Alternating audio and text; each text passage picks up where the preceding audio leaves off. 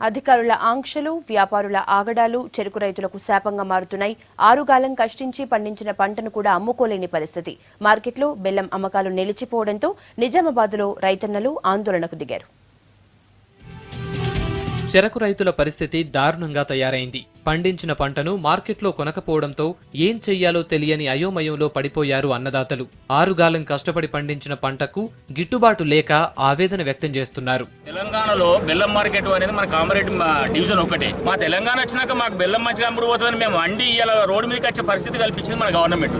ఎందుకు పట్టించుకోరు రైతులు? ఇప్పుడు రేపు తెలంగాణలో మార్కెట్ కమిటీలో ప్రైవేట్ పోస్టులు ఇస్తా అంటున్నాం. మార్కెట్ కమిటీ చేంజ్ చేస్తుంది. బాత్రూమ్ లో కావాలి వస్తుందా, గోదాంలో కావాలి వస్తుందా, ఏమున్నది మార్కెట్ లో? కామారెడ్డి మార్కెట్ లో రోడ్డు మీద ఎక్కకపోతే జనాలు ఏం చేసుకుంటారు? ఈ బెల్లం కొనకపోతే ఉరిపెట్టుకుంటారు తప్ప రైతులు ఏం కాదు. నిజామాబాద్ జిల్లా కామారెడ్డిలో చెరకును ఎక్కువగా సాగు చేస్తూ ఉంటారు. ఇక్కడ భూములు చెరకు పంటకు అనుకూలం, దిగుబడి కూడా ఎక్కువగానే వస్తూ ఉంటుంది.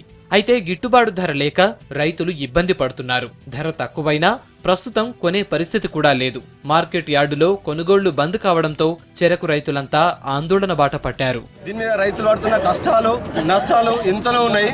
దీన్ని కనీసం ఒక పార్లమెంట్ సభ్యుడు కానీ, మా స్థానిక ఎమ్మెల్యే కానీ, ఇదివరకు కూడా శాసనసభలో కానీ పార్లమెంట్లో కానీ మాట్లాడే ప్రసక్తి లేదు. ప్రభుత్వం కూడా పట్టించుకునే ప్రసక్తి లేదు. కాబట్టి దీన్ని పెద్ద మొత్తం మీద రైతులు ఎంతో ఆందోళన చెందినారు. దీని మీద ఇంకా పెద్ద మొత్తం మీద ఉద్యమం, పెద్ద హైదరాబాద్ కూడా తరలించడానికి ఉద్యమం చేశానికి కూడా మేము రెడీ ఉన్నాం.